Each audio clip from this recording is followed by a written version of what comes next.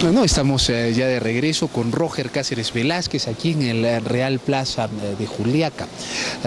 En esta entrevista, Roger Cáceres Velázquez es un hombre interesantísimo para conversar con él. Desde 1950 hasta el año 2000 estuvo en el Congreso de la República.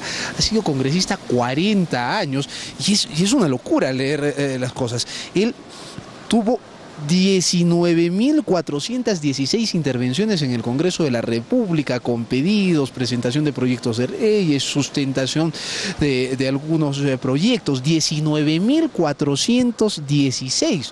Seguido, es el hombre que más intervenciones ha tenido en el Congreso, y está seguido por su hermano Pedro Cáceres Velázquez, que tiene la mitad, 10.900 intervenciones. Y bastante más abajo, con 6.000 intervenciones, está Antero Flores Araos, y con 4.000 intervenciones, por ejemplo, Javier Díez Canseco.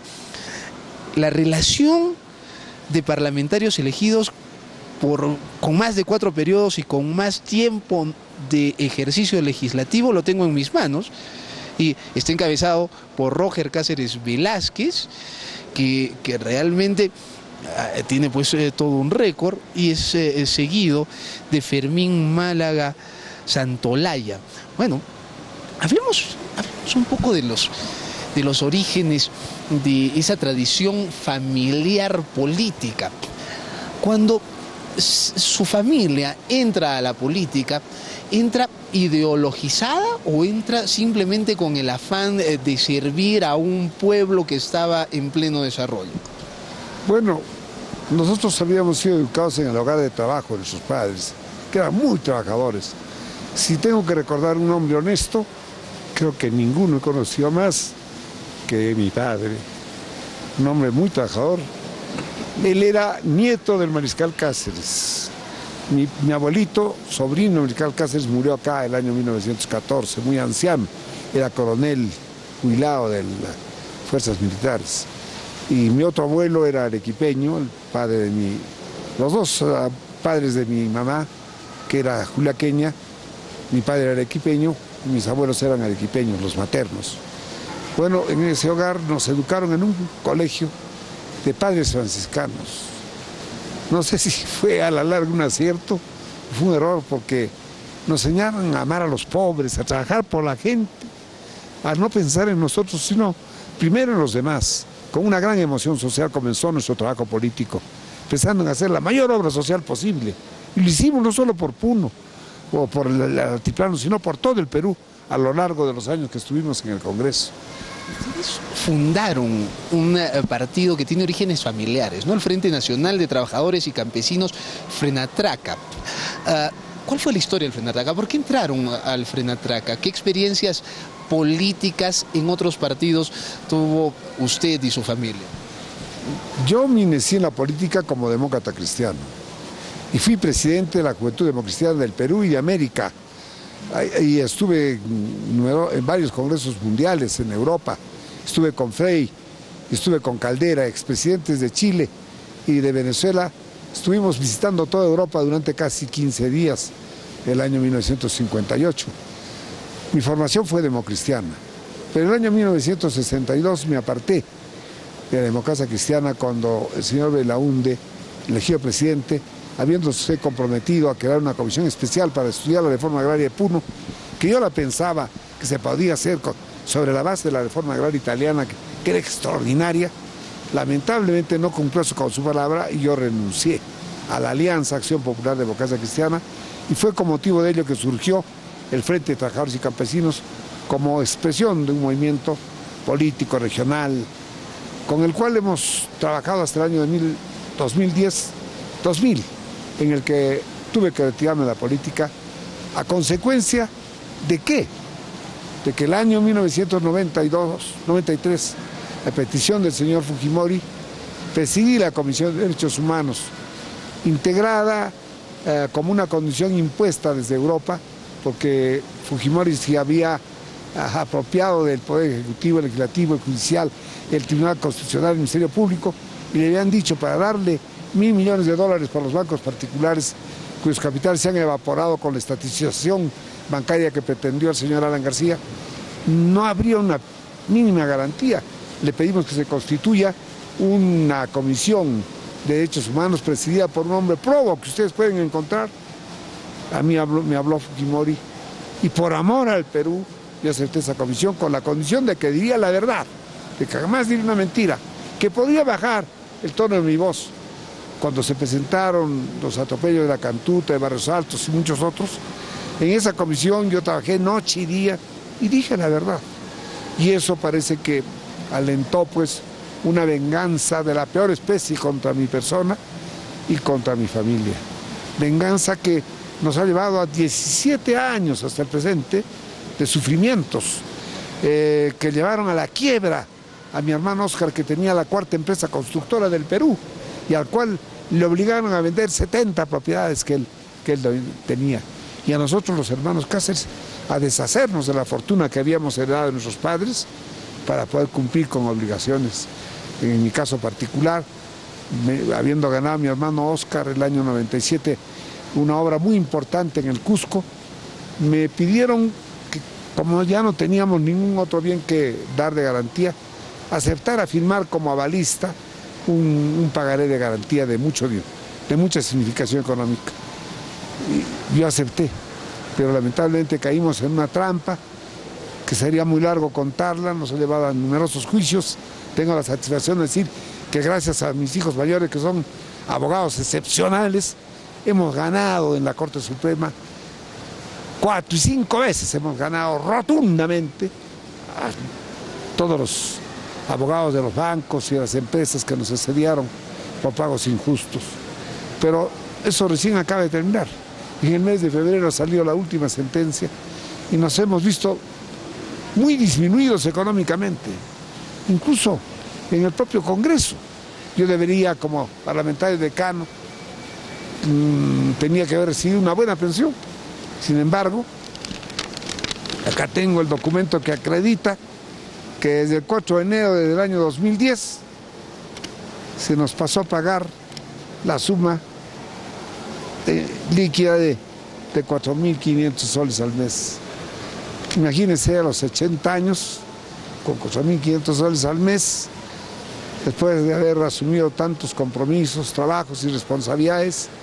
Mis 8 hijos, felizmente, son todos profesionales. Tengo 2 hijas casadas en los Estados Unidos, un hijo que ha ganado una beca de nivel continental, que está estudiando economía en Texas. Los abogados de mi primer matrimonio, 2 abogados de gran estirpe, que muy orgulloso estoy de ellos, y mis otros hijos, personas correctas sobre la senda que trazaron sus padres y nuestros abuelos. No quisieron meterse en la política. Sí, no, o sea, han visto asco en la política, todo lo que nos han hecho, todo lo que hemos sufrido, y ninguno de ellos se ha animado a continuar por este camino. Ayúdeme a comprender algo. Cuando se habla del altiplano peruano, se habla de los aymaras y de los quechuas. Ahora se habla de los aymaras que se han puesto en pie de lucha en contra de las mineras. ¿Cómo es esta división entre aymaras y quechuas? ¿Cómo se les puede identificar culturalmente? ¿Cuáles son las relaciones entre estos 2 pueblos en el altiplano? Bueno, la población aymara está fundamentalmente alrededor del lago. Casi todo alrededor del lago peruano está poblado por colectividades de habla aymara, ¿no? Y el resto del altiplano, o sea, la parte alta del altiplano, lo que vino a ser la parte ganadera y agrícola, está poblada por quechos. Y en medio de ello ha surgido una población mestiza que se afinca fundamentalmente en los centros poblados como en Juliaca. Juliaca, cuando habla de una población mestiza, ¿es una población mestiza entre quechuas y aymaras? ¿Quechuas, aymaras y criollos, digamos? Un tercio de aymaras, un tercio de quechuas y un tercio de criollos. Es un crisol, este es un crisol de razas. Exactamente, es un crisol de razas, ¿no? Y en lo concerniente a la reclamación de los aymaras, a la que se están sumando ahora pueblos quechuas del norte de Puno, yo creo que es el resultado de no haberse ejercitado en los últimos 20 años la política que se debiera. No hemos estado en el Parlamento para reclamarla. esa política que se ha ejercitado con Puno ha sido una política deficiente, una política incompleta. De allí que ahora no todos se sienten, muchos, la mayoría se sienten inconformes. A veces no saben por qué. Tanto quechuas y aymaras. ¿Y cómo es la relación entre los quechuas y los aymaras? Es una relación fraterna. Muy pocas veces, escasísimas veces ha habido discrepancias, enfrentamientos, ¿no? ¿Y se distingue también en sus vestimentas y costumbres o solamente en el hablar?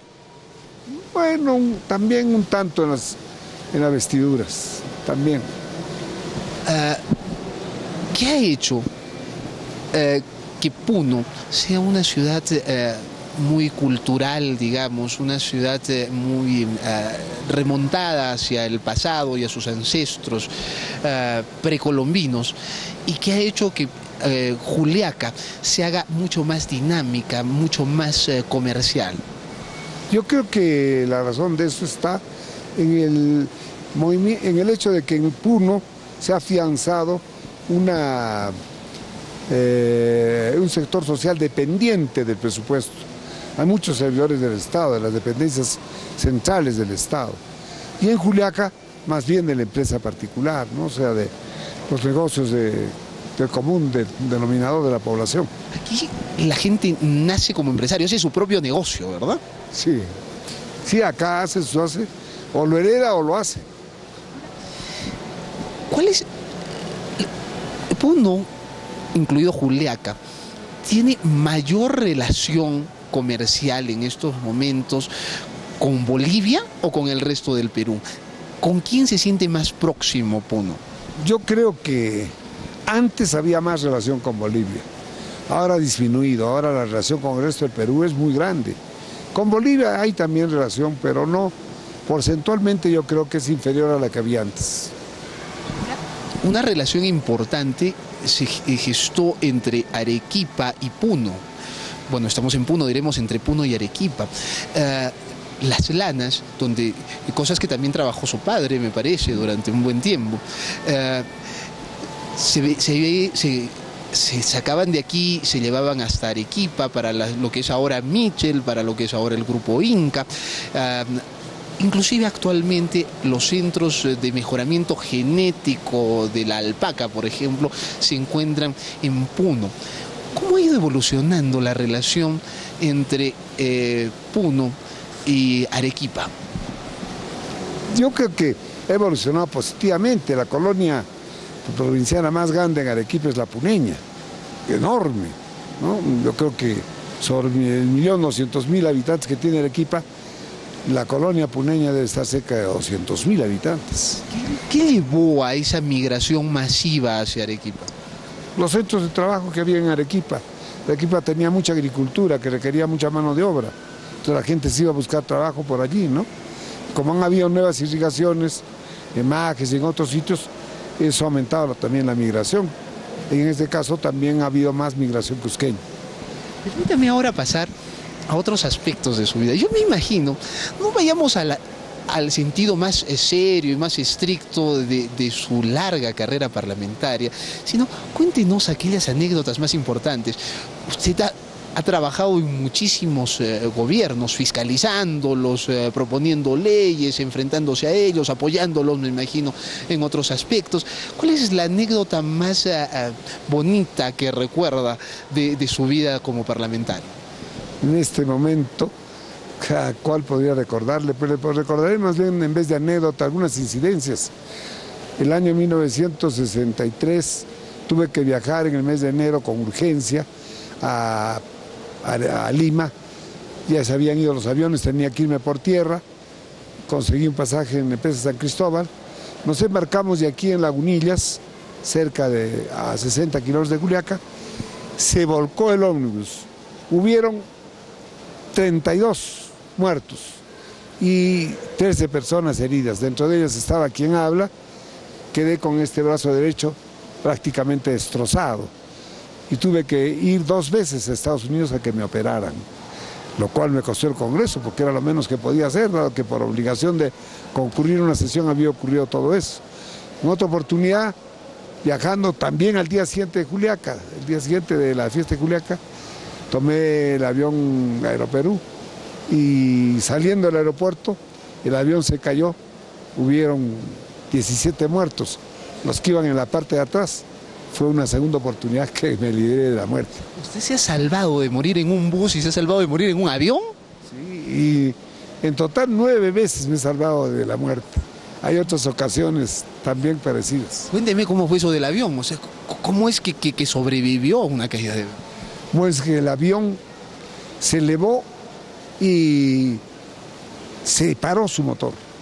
Parece que el piloto se olvidó se elevó con un solo motor y estando en el aire, por poner en marcha el otro motor, apagó el único que estaba prendido, de tal manera que el avión cayó, como usted bien interpretado, medio de panza. Cayó más, primero cayó la parte de atrás, que se quebró, reventó y estalló, y después cayó la parte delantera donde estaba yo, y gracias a ello pude salvarme. En la volcadura del bus que nos contó hace un instante, usted quedó casi con el brazo destrozado. Cuando se cayó el avión, ¿qué es lo que sufrió? Bueno, con algunas pocas cosas de no mayor importancia. Estuve un tanto magullado, y estaba detrás del chofer, el chofer del piloto. Me imagino que eso le reforzó su creencia en Dios, me imagino, su fe en Dios. Bueno, yo soy un hombre que me he formado dentro de la férrea creencia en Dios. Yo creo que no hay otra explicación posible para el universo que la existencia de Dios. Y de todas las creencias, yo creo que la que se ven imponiendo mundialmente es la católica. Es la que más crece en el en el mundo, en este momento. Porque a los sectores inteligentes del mundo busca una explicación del por qué es así el mundo, que por qué es así la materia, que por qué es así. Y la mayor explicación razonable la encuentran en el Evangelio, en la doctrina católica, y esa es la razón por la cual viene creciendo.